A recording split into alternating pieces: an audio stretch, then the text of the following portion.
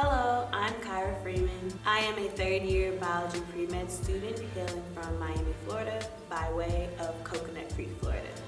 So currently, I am vying to run for the 113th Miss Florida A&M University this spring. It actually starts next week. I've had a wonderful experience at FAMU. FAMU has allowed me to manifest and become the woman I am today. I've learned so much about myself, how hard I can truly push myself. I've also learned about how to take a step back and how sometimes you are going to take a loss. So FAMU has not only built me up, but broken me down at some point. So I'm truly grateful for everything FAMU has done for me. When I first got to FAMU, I did not want to get involved in anything. I didn't want to run for anything. I kind of just wanted to stay to myself and just graduate, honestly. I was just gonna do the 4 years in, 4 years out, not join anything, just go about my day. And then during fall elections, 2016, one of my friends ran for freshman senator. And I was talking to one of my mentors and I was like, oh, I would love to be on the Royal Court, just joking around, thinking it was fun. She was like, no, you're gonna do it, like, we're gonna do this. And I ended up running for sophomore attendant and I won, and I was actually very shocked because I never thought I could win. I was just doing it for fun, like, okay, I'm gonna sit here and try, but I may win. And by the grace of God, He granted me that win, and it kind of changed my life forever here at FAMU. I was given more opportunities to put on programs at school. I met more people. I was able to recruit students. So it allowed me to expand my platform in so many ways that I had never imagined. And it allowed me to even become an RA in the residence hall I do work in currently. And it has been such an eye-opening and rewarding and humbling experience too. Being Miss FAMU to me means being a mentor and guide to those who look up to you. It's more than being a nice face or wearing nice clothes. You're supposed to also give back to the community because Tallahassee is the community that has basically raised FAMU. So Miss FAMU is an ambassador to the university, but she's also a servant to the university and the community because she's responsible for not only just making the school look well, but for being the voice of the students, those who don't feel heard. I do think being on the Royal Court has prepared me for life. Being on the Royal Court has told me how to ignore some naysayers, also how to take feedback and constructive criticism. Being on the Royal Court has also taught me how to speak in the proper situations and learning when to hold back. Not everything needs a response. And how to protect myself in a sense. You know, there are going to be times where people say things that you don't necessarily like, but all you can do is take the constructive criticism, smile, and go about your day. Not everything is meant to hurt you, and I think the Royal Court gives us thick skin because we're the first face that people see, and we're the last thing they think of when we leave.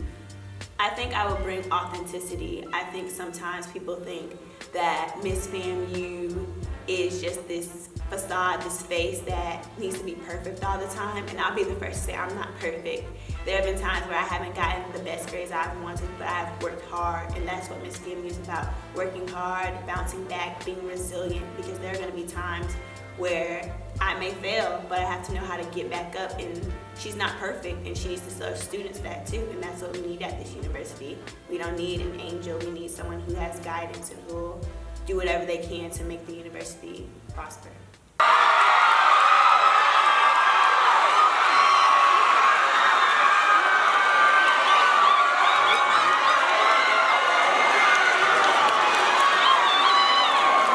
Before declaration, I was very nervous. I struggled getting my speech down.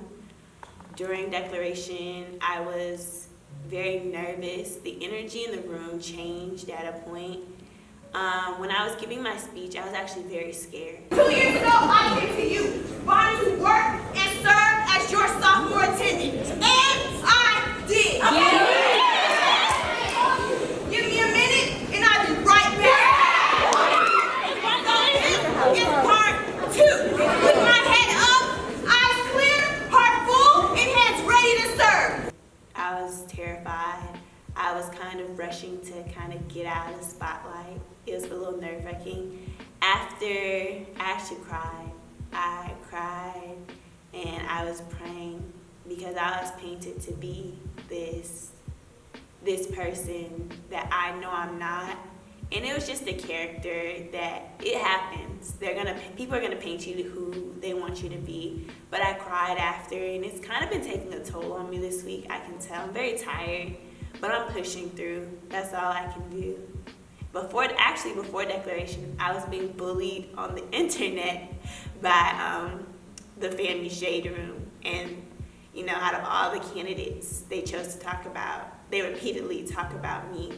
So before declaration was kind of nerve-wracking, I can say. Most people will not take the time to get to know you, but they will make up these ideas of who they think you are. For example, the family shade room, which constantly bullies me all the time, did a poll about my friend/opponent and did it twice to show me that I would lose my campaign. And also, when I blocked the page because I didn't want to see the negativity, they continued to talk about me and only me and not the other candidates. So it can be so great, but at the same time it can really hurt you and your self-esteem. If given the wonderful honor of becoming the 113th Miss Florida A&M University, one of my main goals is to tackle mental health. Last spring, I really suffered with depression, and I just feel like a lot of students don't utilize the services we have here on campus, and I feel that administration doesn't always take into account that students are really suffering mentally, because not everyone has the supportive parents or the supportive friends, and even some of us that do, we still go through depression.